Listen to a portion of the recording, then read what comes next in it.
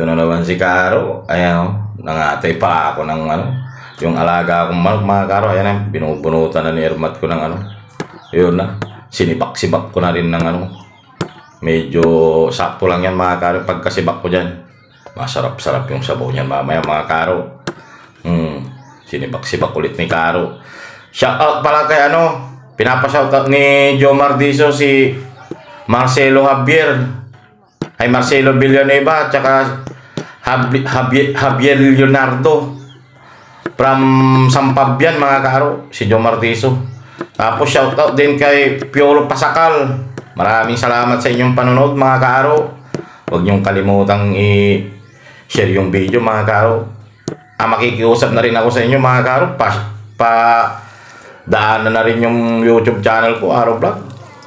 Kayo na rin bahala dyan. Subscribe nyo na rin mga Karo. Nasa sa inyo na yan.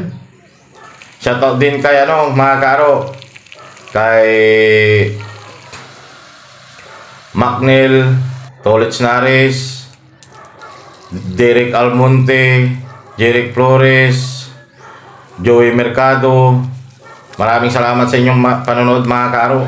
Hindi kayo nagsasawang ano, manood ng video ko mga Karo. Ayan, kumuha na pala ako ng ano, yung tanglad. Lemongrass pala. Hindi ko na alam kung ang Tagalog yan mga Karo.